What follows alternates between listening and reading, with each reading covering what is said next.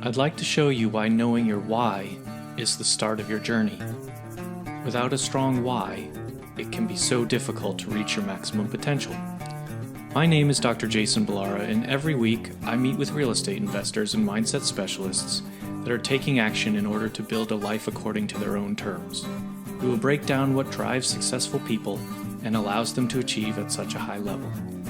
If you are a professional wanting to break through, or simply someone that wants to hear an inspiring story, the Know Your Why podcast is made for you. Hi, everyone. I'm Jason Balara, and this is the Know Your Why podcast. Today, I'm here with Dave Robinson. Dave, as an athlete and a coach, has long possessed a deep passion for self-improvement, and he's now guiding clients on their own personal development journey. Dave, I think, your bio is very impressive, but I would, first of all, love to thank you for coming on the podcast. I appreciate you coming. And I would love to open it up to you if you can kind of tell people your story, and then we'll kind of dig in on whatever seems appropriate. Awesome. Well, thank you for having me on. I'm really excited to be here. So this is a really cool podcast for me, the Know Your Why podcast, right? Because this is just such a vital topic in my life.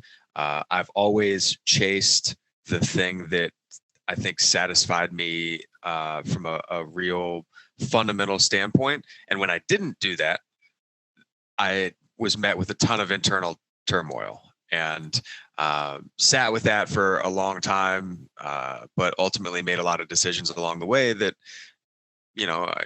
got me to the point where I can really truly say I'm living the life that I created and that I love, right? But backing up a lot, what got me into health and wellness in the very beginning was I was always an active kid, but I was always a little bit heavy, a little bit overweight, hit puberty real early and then just kind of stayed there. So I, any additional mass was just kind of growing outward, not upward, right? From like 9, 10 on. So it made middle school really awkward. And I remember a time because we were talking a little bit before the show started, like you love sports, you're a sports guy. I am too, right? Every sport in the neighborhood, playing with the kids at the pool and, on the playgrounds and whole 9 yards, right? I just loved it, always outside. And yet, when we played roller hockey, my friends would stick me in goal, be like, oh, you're the fat kid, so play goalie.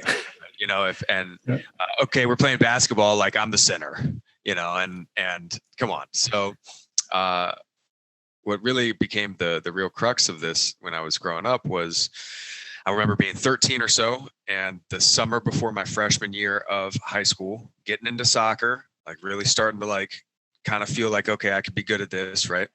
We're at the pool, and there's a new group of girls came in, and I was so embarrassed to take my shirt off, and I didn't take my shirt off, and I rode my bike home, and I remember just feeling like so dejected and just like, I'm not going to let that happen again, right? So ended up joining the Y that summer and was doing like bench press and leg press and using the elliptical and walking on incline. And I'd ride my bike 2 miles there, I'd ride my bike 2 miles back, and I'd play other sports with my friends, and it worked out pretty well to kind of kickstart things. But played soccer in high school, fell in love with it. I still play like every Sunday in the spring and the fall. So college, I got into powerlifting in a very intense way, I would say. My random roommate was as a freshman was a junior national powerlifting champion.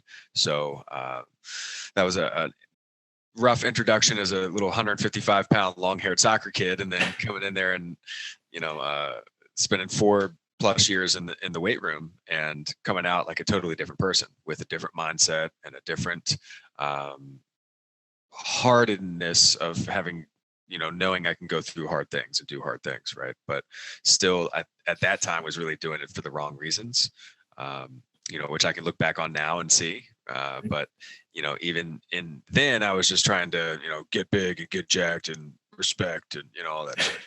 Right. So ended up, I was a history major, political science minor, and I was going to teach high school history. Loved teaching, didn't love the subject, and ended up having a kind of fallout with history, so to speak, where I just decided I'm not going to do this. And 3 weeks before graduation, so I just stopped applying to master's programs, didn't have a plan, and I ran into one of the head strength and conditioning coaches at the University of Richmond at a powerlifting meet, like 3 weeks before I graduated in my hometown. We shot the shit for 12 hours, and he invited me to come interview for an internship they had there, like the following weekend. So I did, got the job, and a couple days after I graduated from U of R, I walked into from James Madison University. I walked into University of Richmond, which are rivals, like very, very close rivals. Yep, and I walked in on my first day with a JMU hoodie on, like a dummy, just like, like strolling in. They're like, "What are you doing?" They're like, "You gotta go. You gotta go." Take that off, right? So, but I learned a lot about that, and more than what I learned in the gym and about programming and about healthy holistic habits and about training people and et cetera, was that wasn't for me. I really valued freedom and flexibility of time and income, and I had none there because the pay was nothing, next to nothing. And the time, if I have a football group at 5:30 a.m. Monday, Wednesday, and Friday, like my ass ain't going to the beach that week. That's for sure, because I got to be there doing that thing at that time, et cetera. And so I ended up becoming a financial planner, did that for 7 years. And again, did more coaching in that realm than anything else, but it just wasn't the right subject. So fell out of fitness, fell back into fitness, got into obstacle course racing, just Spartan racing, running those types of events. Started out, I sucked. I finished like 1,000th or 2,000th out of 3,000 people, and it kicked my ass. And it was a real wake up call. And I started to get back into training a little bit, started to apply myself. And over the past 7 or 8 years, I've gone from that to qualifying and racing internationally and running obstacle course racing world championships and, getting on age group podiums and things of that nature. So it's been really cool to have that transition and the mindset that goes along with that. But today I coach men. I'm a healthy holistic habits coach for men. I have a men's mastery program called Chop Club. And we get our hacks in, we get our chops in. So I'd love to talk about that and share that. And the majority of my time and practice and energy, largely though, goes into story work, which is the process of analyzing our words and our breath and how those create the stories we tell ourselves and how those stories we tell ourselves create our reality. And so I go into things like things that are annoying, but more importantly, things that are hurtful or haunting. And then once we clear that space, we can get really creative moving forward with whatever we want to do and start to use our words for us as opposed to against us. So long-winded answer to hey, what's your story? But I feel like I got there really relatively succinctly and quickly with some background and some context. So all things considered, not that's too perfect. It's perfect. It's perfect. I think, I just really the thing that got me to start this podcast was the stories. Right. When I listen to other podcasts like that is the part that I enjoyed the most. And then, kind of digging because I think everybody's background has a tremendously big influence on who they become. Right. And I mean, you started it off right that, that day at the pool, didn't want to take your shirt off and like, okay, now, that whether it's for good reasons or bad reasons, like transforms you to be an elite athlete. And so it's kind of, everybody has a thing in their background that is, whether it was a positive or a negative experience that has that, sort of profound impact on who you become. And I don't know, fortunately or unfortunately, a lot of times it's a negative experience and you decide, I want to make something out of this. Right. And some people have negative experiences and make something bad out of it. But the idea of sort of, hey, I don't want to feel this way about myself, totally. Turning you into, okay, now you're a power lifter and now you're doing the obstacle races, which by the way, I also love. I come from, as we talk, like a background in sports. I also play soccer every Sunday. You're in Virginia still? I am. I was like, well, I guess we can't play together because I'm in Los Angeles, but it'd be a bit of a commute. But yeah, I always played soccer. I did track and I always got always got a lot out of it. Athletics have always been my sort of, I don't know, escape, safe place, whatever you want to call it. Like the place that I could quiet my mind. And so I think that what I found when I got older, sort of in relation to the obstacle races, is once you leave college, there's not a lot of things for adults to like compete in at a high level. It's like in college, I was a sprinter and I did long jump and triple jump. Like there's no adult long jump leagues. Like that doesn't happen. And so it's like you find other things. And I tried running marathons. I don't like running far slowly. Like I always liked things that move fast. That's why I like soccer. That's why I like sprinting. And so when someone asked me one point to do like one of the Spartan races or something like that, I'm like, sure, I'll give it a shot. And I love it. Like, it's like you run to get to the next obstacle, but like, it's just this like constant, changing challenges along the way. And so I think, I never did it to the extent that you did. I never got to a point where I was like, had any hope of winning, but I still just really enjoy them. So I think it seems we have a lot in common in that.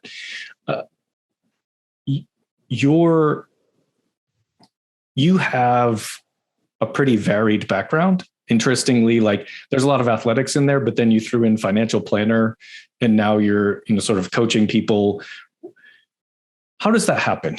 Like if you were in, strength and fitness coach and then financial planner, like how does that sort of switch take place? What happened there? Yeah, totally. There's obviously a lot of things that happen in all of our lives that you can look back on and see these inflection points, and you can connect the dots backwards and never really connect the dots obviously forwards. Right. But you can project forwards, you can plan, you can visualize, you can manifest, you can assume, right? But we can't know. But looking backwards, we can know because we're the ones writing the story. A lot of those things that really, as you said, make us are the crux of that is how we view ourselves and the stories we tell ourselves about ourselves and about what we've experienced, which is AKA identity. Right. And so a lot of it had to do with me shifting identities and in many ways learning the hard way how to let go of identities that didn't serve me and learn over time the process of creating identities that do. So on the quest for more financial and time flexibility, one of the coaches in the running backs coach specifically for the football team. So I was full-time with football, men's soccer, women's soccer, and then I did a little bit of field hockey and some lacrosse. And halfway through my tenure there, they scrapped the men's soccer team to replace it with men's lacrosse, which wasn't a thing yet. Now they're really good 10 years later, like really, really good. So, which is kind of cool to see. But I spent most of my time with football. And so my group was the running backs group when we went out to the field. So hung out with the running backs coach. He had played for the Jets for 2 or 3 years. Just a all around pretty decent dude. And he was doing some life insurance sales on the side for a small company. Right. And we're saying, hey man, you should think about this. You should get into it, et cetera, et cetera. Long story short is I ended up leaving the internship position where I was also coaching at a sports performance gym after leaving that position at U of R. I was training one-on-one clients, personal training one-on-one clients outside of the gym. So I was just like in the gym or doing gym stuff constantly. Didn't want to do any gym stuff for me, which led to this falling out. So I had a decision to make, right? So I ended up leaving to join this small little life insurance business. Realized hey, I could do this, but wrong people, wrong industry, wrong thing. And I didn't really know that. Kind of serendipitous things that happened. The girl I was dating at the time, her brother was getting married, and her brother's best man was this real country kid named Justin. Right. And Justin and I hit it off at the wedding reception or whatever. And we this was a much different time in my life, right? I will put this out there. I'm like 23 years old, right? We're probably a dozen Coronas deep and at this wedding reception. And he says something along the lines of like, hey man, what are you doing at that bullshit company, man? Well, come on out and, I'll get you an interview where I'm at, and you can do some real deal financial stuff, and I was like, no shit, like really? And he was like, yeah, hit me up on Monday, man. I was like, I'm going to do it. I'm going to call you. And he goes, hit me up. And so he didn't remember anything, but I hit him up and he corroborated it. And he was like, well, damn, all right, come on out. So got an interview with a company called Financial Services of Virginia, where the small firm, 7-8 guys, the founder of that firm had been like the president of the National Association of Insurance and Financial Advisors for years. Like this is like the real deal stuff. So I went from this little podunk, rinky dink little life insurance company, which I just didn't know was not really doing things the way that really needed to be doing things. I spent 3 months there and ended up again kind of serendipitously falling into this potential opportunity where I go in and have an interview with this guy and end up joining this firm. And fantastic group of guys that I end up spending the next 5 years with. Got all my licenses, got all the stuff that makes you a financial planner. Didn't get my CFP, but I was multiple tests in on that. But really started to fall out of love with the grind of the 7 to 7 plus the happy hours afterwards to try to build this business from scratch. And 2, the realization that I could make an argument that this was impactful and important, but the reality is that talking to people about like death and dying and talking to people about investments and shit that I didn't really know what was going to happen. And like, yeah, you should save your money. Like, it didn't really fire me up from the standpoint of the impact that I knew that I was capable of making in some capacity. And so I actually got bit by a spider.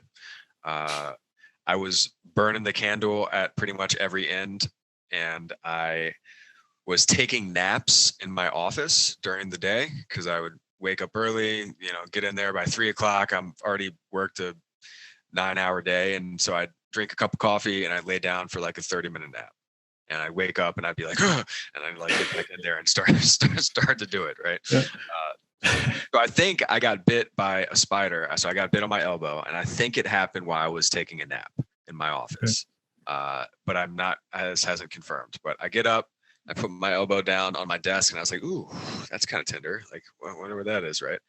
And like an hour later, I've got my suit off. I'm like sweated through my suit. I've got like my like shirt rolled up. I'm like, hey, does this look weird to anybody like walking around the office, like showing my elbow around? And a couple hours after that, I'm in the hospital, and they send me home with, they say this was ridiculous. They say I either got bit by a bug, which turned out, yes, this was what it was, or I tore my tricep tendon, and they gave me ibuprofen and an antibiotic and said, come back in 48 hours. So I was like, all right. You tore your tricep tendon taking a nap? That seems, yes, it was suspect. Seems unlikely. Unlikely. So it blew up to the size of a softball. I spent the night puking, come back 24 hours later to a different hospital. And they admitted me immediately, spent 3 days there. And on the second night, which was the start of like the third and final day, it was a Saturday night turning to a Sunday. And I had a realization that it's Sunday now, it's 1 a.m. and I'm sitting here just like beeping and hooked up to shit and like can't do anything. And, it's been 3 days of me just sitting here, and my athletic self, it's like killing me, man. I'm doing calf raises on the side of the bed, like just trying to like get something in, but I have this realization that, wow, okay, today's Sunday. That means tomorrow's Monday, which means I got to go back to work. Wow, maybe I'll just stay here. Like stay here another day. And it was this lightning bolt, like jolt moment in my life that I can literally still feel if I sit here and like think about it, that it was a man, you got to get out and do something, like do it. And I'd been thinking for a while, like almost a year, about getting back into health coaching and coaching workout programming and training again, but doing it outside, doing it not in a gym, doing it in an unconventional manner, kind of getting back to functional fitness, but then also focusing in coaching the other areas of health and wellness that are so vital, like sleep and nutrition and recovery and the mindset and those aspects, right? So I ended up 3 months later making a big leap, and it was one of 3 big things I did in 2017. So I got bitten in August of 2017. In March of 2017, I finally had the courage to leave a 5.5-year relationship with a girl that I had dated in high school. We went to college together, ended up breaking it off for 3 years, didn't see one another, and ran into her the day after I got out of a long relationship, and the 2 days after she did. And here we are again, and it's 5 years later, and we got a house and the dog and, everything but a kid pretty much. And I knew for a while that it just wasn't right, for a multitude of reasons, even though it was very, very picturesque on the outside and it was lined up so perfectly and et cetera. But I finally had the courage to leave that. That was a long, long process to be able to really, truly follow what my physical body, the signals my physical self was sending me, where I was dealing with anxiety and I was dealing with, nausea, and I was dealing with all these because I wasn't saying yes to me. I wasn't saying yes to what I knew was right and true, and this wasn't the right thing for me, So I ended up working that out with Storywork, though I didn't know it at the time, with the founder of that company in Lifted, Mark England. We became friends and around that time period went out for Thai food, and he ended up doing his ninja word thing with me. And I was like, you know what? I could leave that relationship. It could work out great. And I was like, and here I am, a couple of months later or whatever. But it was a similar thing when it came to leaving the financial planning business and starting a career again in health and wellness. I asked that big what if question, and I had all the what if this goes wrongs in my heads. Same with the 50-mile ultra marathon I was running for charity that November. That had come out of nowhere, and I was doing it for child cancer to support a buddy of mine. And it was just a thing I was very ill prepared for, having run 15 miles before at most, having a couple months prior. And here I am popping off 50, trying to at least. And there were all the what could go wrongs, and what if I get hurt, and what if I, all the stuff. And it was just the simplest switch of, okay, well, you're spending all this time, energy, and effort focusing on what if it goes wrong. It being me leaving my career, it being the race, or it being leaving the relationship or whatever. Well, what if it goes right? Yeah. And there was a pause. And I just remember sitting there staring at Mark and going, huh. It just I hadn't even thought of it. Yeah. I was scared so much of the possibility of me not crossing the finish line that I hadn't even thought about crossing the finish line of that race. And what if I did cross the finish line of this 50? And what if I did pull it off? What would that mean? And the ball starts rolling, and here we are. So you can talk yourself out of a lot of good things. You can talk yourself into a lot of good things too. Just depends on what words you're using. Yeah, no, 100%. And I love that sort of, and honestly, it's a relatively new way of looking at things to me, over the last 6 months or year, but that I don't even remember where I saw it or read it, but just that, what if, because almost everybody uses a what if as the negative. The negative, yes. Right. But we don't say what if, you don't sign up for a 50-mile ultra marathon and think, what if I win? You think, what if I don't finish? Right. We always think of what's the worst possible, worst case scenario. And it's most of the time, even the worst case scenario isn't actually that bad. What if you don't finish? Okay, you don't finish. Try again next time. It's not that big of a deal. Not only is it often not that big of a deal, it's often very unlikely. Right. So I went through this whole exercise. It's called fear setting. Tim Ferriss made this really popular, but I use it a lot with these big what if questions. Right. And I went back and I thought about what if I leave my financial planning career and start a career in health and wellness, and list out all the things that could go wrong, all the stuff I was afraid of. And you list out all the stuff you could do to fix that thing or prevent that thing from going wrong or whatever. And I realized the grand all of this fear that I had was really boiling down to the irrational story I was telling myself that I would leave my career to go do this new thing. Everyone would not like me anymore, and no one would buy my product for like a full year. I wouldn't sell anything for a year, and I would be homeless.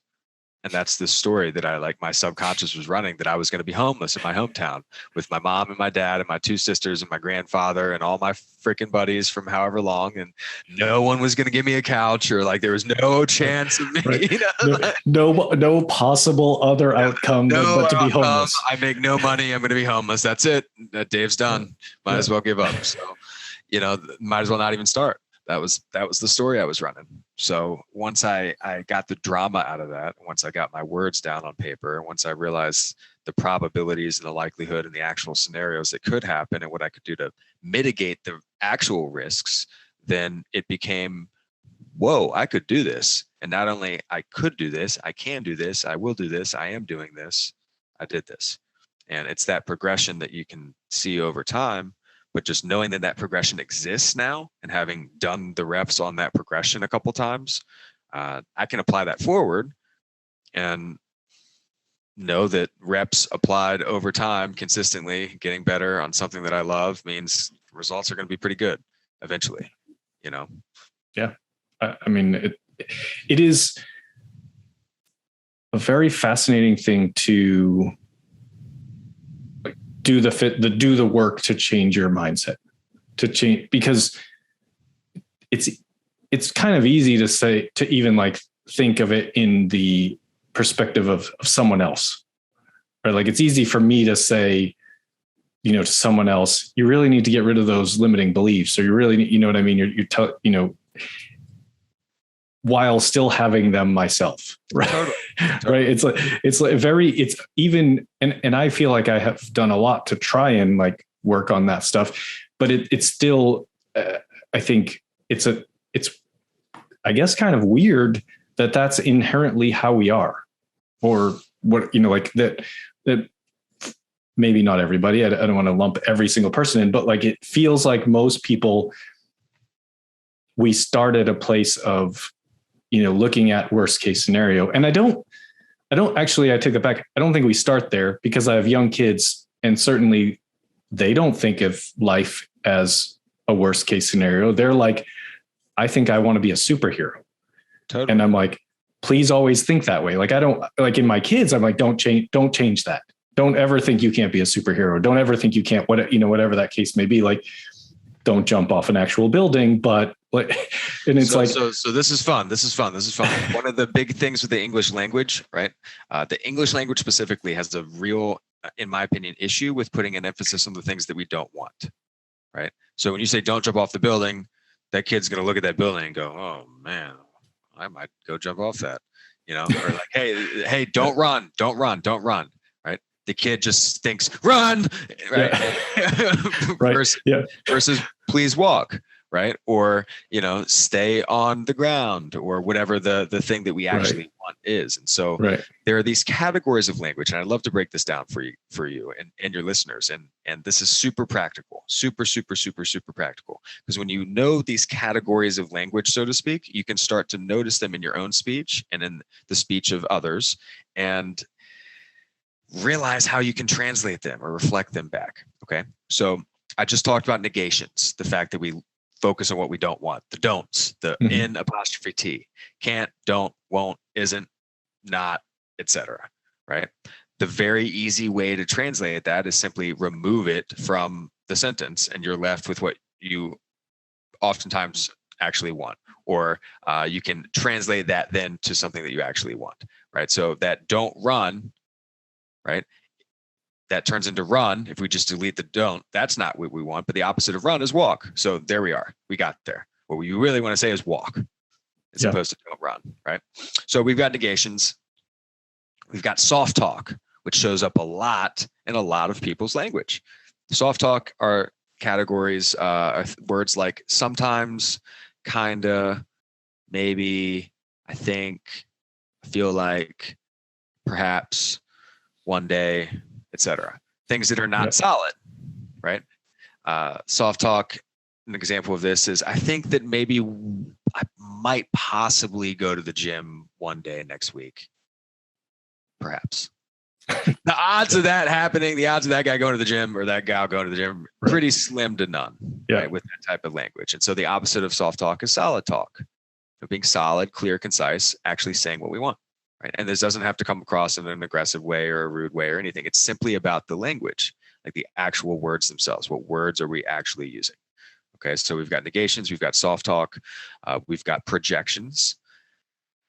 I did one today. I might even pull it up on the Zoom or off the Zoom, but it was a projection because this individual was talking about the fear of disappointment in a storywork session. And she said something along the lines of, I'm worried that other people will continue to see me as a disappointment. And when we say other people or they or them or she or he or whatever, oftentimes if we reflect that and replace those words with I or me, we get to the real crux of the truth. And the real crux of the truth was that she was afraid that she was going to continue to see herself as a disappointment. And it wasn't about the other people. It was about how she saw herself. Right. So we start seeing more projections in our own language or in other people's language. We can start to reflect some things and get a little bit more information about the big picture, not only with ourselves and other people. Couple more categories. We have binary language, also called dramatics, right? And this is always, never, only, any, right? They're always late. I never get anything right, ever. Right? Nothing, ever, it's rarely accurate. So really the idea here is to start to identify the language patterns that you're using or that people are using to build the stories of our lives and like what we think about ourselves, what our identities are. It becomes a lot easier to deal with things like imposter syndrome, to deal with things like the victim mentality, to deal with things like those old habits and patterns and triggers when we are aware of our words and our breath and at least are aware of the stories that we're telling ourselves.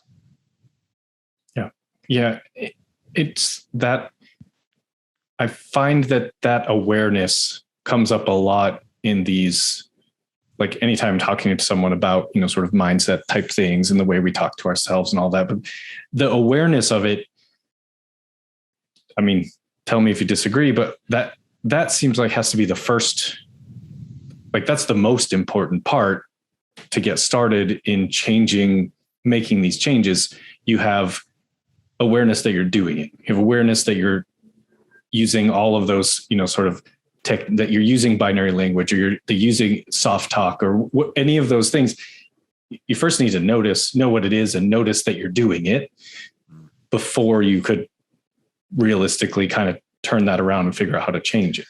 Absolutely. I mean, think about the hero's journey. Joseph Campbell's in the beginning, there's the ordinary world. People don't know that they're in the matrix, so to speak, right? They don't know what they don't know, right? And then you have the call, and they're like, I could do that, or whoa, that's an option. And typically they refuse the call, and then they meet the mentor and yada, yada, right? But a lot of people don't have the call, AKA don't have the awareness.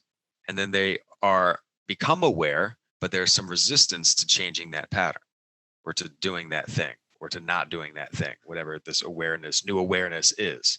I do a lot of work in the recovery and addiction community with story work. And so there's a lot of old patterns and a lot of old things that come up for folks and real messed up language patterns that frankly, a lot was inherited from their parents and their parents and their parents and their parents and their parents. So you were talking about your kids not learning it, so to speak, or not having it in them inherently, right? Well, that's because you've done a great job with your awareness, you and your partner.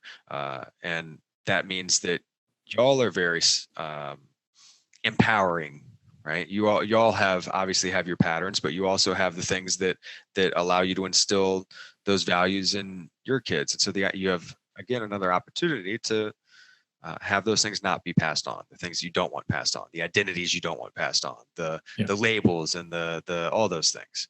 So I'm a big believer that we define ourselves. We sing our own praises.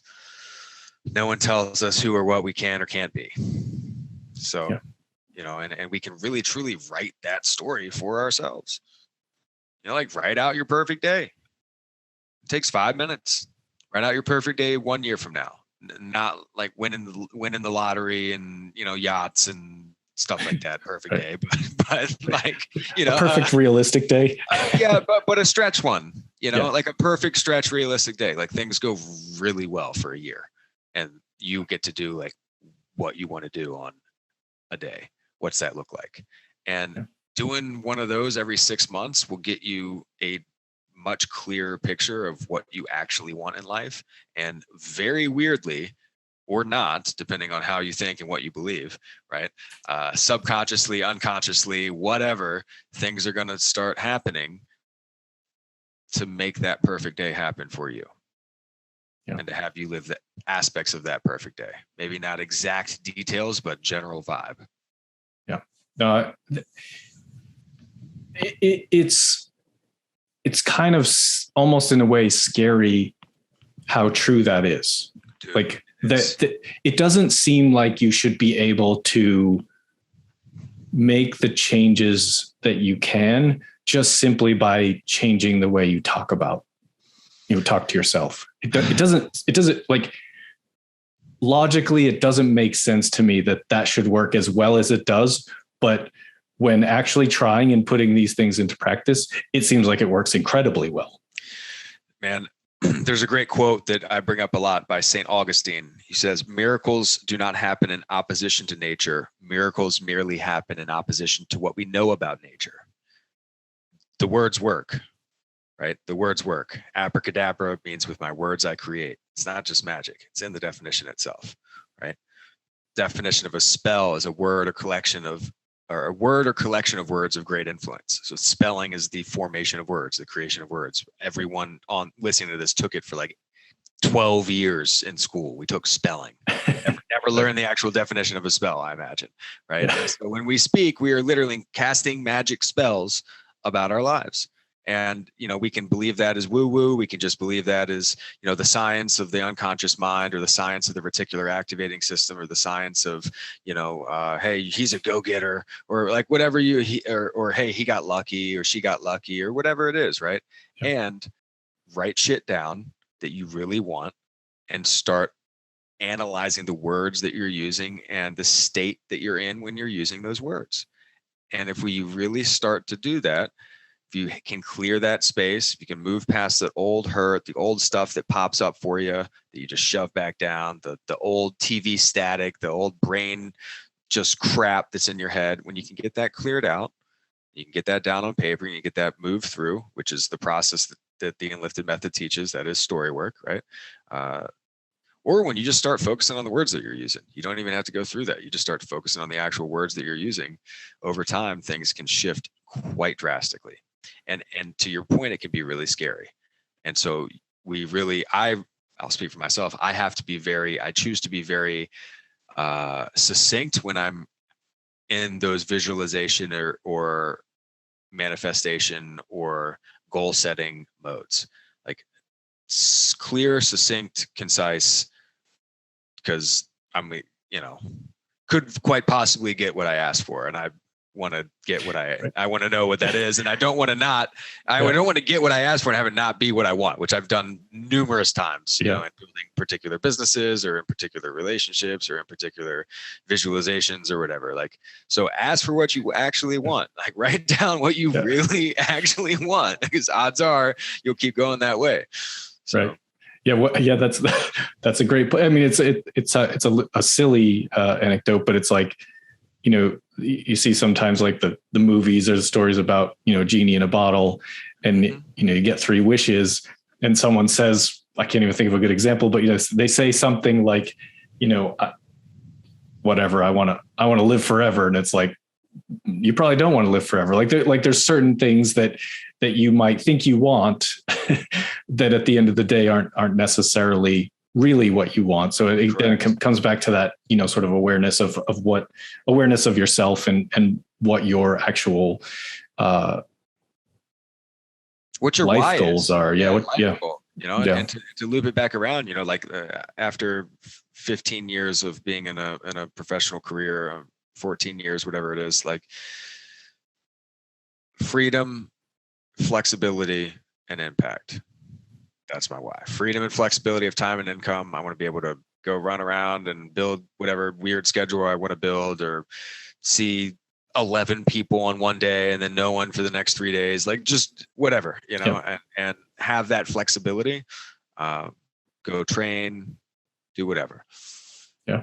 And make an impact. And those are the things that are the whys, That's perfect, because I literally was going to say, let's switch to the part where I ask you questions. And the first one is always, what is your why? So you didn't even have to be asked the question, but 1, 2, 3.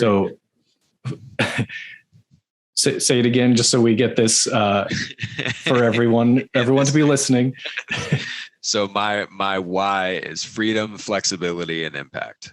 Making sure that I'm living a life of significance, and that I'm doing so in a way that lines up with who I know and believe to be me. Perfect. I love it. I think, as you said, you like to be succinct, and I think that's like, probably, if I got right down to it, every person on this show, and I'm up over 100 recordings, like every person has essentially some version of those three things, whether it's all three or one of them, but ultimately, maybe that's, I don't know, maybe the simplicity of it all is we all want the same things. Ultimately, if you allow yourself to believe, or allow yourself that what you want is achievable, then it's freedom, flexibility, and impact. That's what it really comes down to in whatever, sort of venue that shows up. Bingo. And whatever that means to you, and like, I'm looking at the background of your Zoom. If you got, Batman and Superman up, and, stuff like that, like, like my folks just never got me into comics. I never really got into comics, but if that's part of what makes you, then that's the thing that you lean into, that's the thing that is part of that experience, and that part of that, you can create impact with you, and you can have freedom and flexibility and the things that matter to you, and it's going to be different for everybody listening. So that's just a cool observation to hear. Yeah, 100%. I did.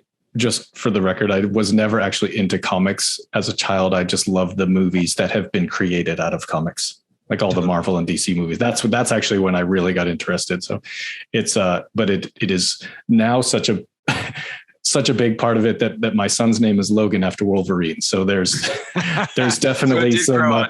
Yes, it has a real impact in my life. So yeah, I think you're right. Like, figuring out what those things mean to you, like in your specific life and wants.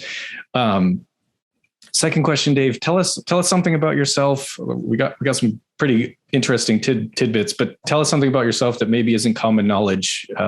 Just, special skill, hobby, whatever that might be that people don't know about you too much.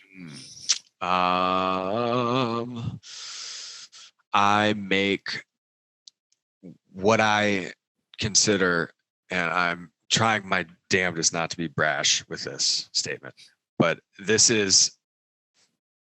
the best wings that anyone that I've ever met has ever had. The best chicken wings. I make world-class chicken wings called Babe's Wings. It's Dave Babe, aka Babe. So Babe's Wings are world-class chicken wings. That's in my arsenal, along with A+ bone broth. That's a homemade bone broth that I make. So I've got a little bit of a culinary side, but I don't follow any recipes. I make like 7 things ish, maybe 5, maybe 9, somewhere around there. And I do those really well. They tend to be meat-ish based, and that's that. I love it. Tell me, so someday we're going to have wings together then, because now I want to try them. But is it a dry rub or is it like a sauce? It's a dry rub. I am open with my sauces. So but I do have a way of doing it. It's pick your favorite barbecue sauce and then add honey and apple cider vinegar, and you stir and mix that up. And that's really your barbecue sauce, but it's all about the dry rub. It's about how you cook it and how long 100%. You cook it and what you're cooking it with. And I will like these wings. I can tell because I promise you, man. I am for sure like a dry rub person. I lived in Texas for a while, and like Texas, like if you've never been to Texas, people that don't know about Texas barbecue, like that's a real thing. It's a real thing that you can only get in Texas, and it's amazing. But what's amazing to it about for me is I never really liked barbecue like slathered in sauce. But the dry rub in Texas is I don't want anything else on it. Like it's so good. It's cooked so well. The rub is so good that you don't need to put anything else on it. Like you actually take away from the flavor by putting sauce on it. So that's why when people have a claim to having, whether even like a restaurant, when they're like, these are the best, it's not if you have to put sauce on it. I'm with you. I am with you 100%, man. 100%. If you can eat it straight off, like however it was cooked, that's the best. That's the best kind of barbecue that you can have. So I'm coming to Virginia at some point to get some of these wings. That sounds delicious. Richmond, let's go. All right, perfect. No, not last question. Next question is when people hear this and they want to reach out to you and connect, what's the best way? And we'll put whatever you like in the show notes. Awesome. So I've got a couple of different ways people can connect with me. I'm really most active, most likely on Instagram. I'm at daverobinson.coach. I post on my stories a lot and try to be relatively active in messages and things of that nature as well. So that's a great way to actually interact and get in contact. My storywork business is workyourstories.com. And my men's health mastery program, which is a year-long program, that's at Chop Club for Men, chopclubformen.com. So really excited about all of that stuff. And it's rad to be able to do what I love to do. Yeah, it's pretty awesome. And we'll definitely put all of that in the show notes so people can find you easily. Appreciate it. Last question for you. What piece of advice would you give to someone who, often this is a getting started in real estate question, but I'll change it a little bit to what advice do you give to people who are looking to change their current situation, maybe get out of a space that was not healthy for them, and they're looking to kind of turn that corner? Yeah, great question. This is multifaceted, and I think it's layered because there's a lot of low-hanging fruit out there that a lot of people need to start grabbing, and they'll start feeling a whole hell of a lot better. Drink more water, go outside more, go on more walks, have more loving conversations with people, eat better food, get better sleep, et cetera, et cetera. Like do the basics, do the foundational stuff. Because if you're not drinking water, you're drinking soda and coffee, and if you're eating like trash and you're not sleeping and you're super stressed and you're not working out, like no wonder, you can't positive talk your way into feeling good if all that stuff is not happening. So get a grip on the basics, get back to some fundamentals, start doing those things. You'll start feeling a whole hell of a lot better out the gate. And at the same time, you start to shift the identity, right? So, if you're just getting started and you want it and you love it, I'm going to read you a poem. Okay. And I'm just simply going to read it because otherwise I'm going to just make sure I nail it 100%. I feel like I'm 98 at reciting it, but I'm not going to insult Charles Bukowski that way. So if you're going to try, go all the way. Otherwise, don't even start. If you're going to try, go all the way. This could mean losing girlfriends, wives, relatives, jobs, and maybe your mind. Could mean not eating for 3 or 4 days. Could mean freezing on a park bench. Could mean jail. Could mean derision, mockery, isolation. Isolation is the gift. All the others are a test of your endurance, of how much you really want to do it. And you'll do it despite rejection and the worst odds. And it will be better than anything else you can imagine. If you're going to try, go all the way. There is no other feeling like that. You will be alone with the gods, and the nights will flame with fire. Do it, do it, do it, all the way, all the way. You will ride life straight to perfect laughter. It's the only good fight there is. So, ladies and gentlemen, please, if you're just getting started in something, go all the way. Right. That's a perfect way to wrap it up. I love that. So I will say thank you, Dave, for coming on and sharing all this. I think these are like phenomenally powerful tools that can be used in no matter what space whatever level of, or not level, but whatever avenue you're trying to reach success in, like using these tools to better yourself, both physically and mentally are fantastic. I don't say tools again, but whatever you want to call it, but they're practical. Yeah, they're practical. Especially the part about drink water, eat healthy, exercise, like all of that stuff. That's like simple stuff to do. And if you get your body right, you'll get your mind right, and it all works. They work together. So it's perfect. So thank you so much for coming on. I really appreciate your time and all that you shared. Thank you, Jason. I appreciate you, and we'll talk soon. Awesome. All right, we'll go ahead and sign off. Thank you, everyone.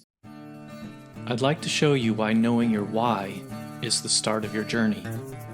Without a strong why, it can be so difficult to reach your maximum potential.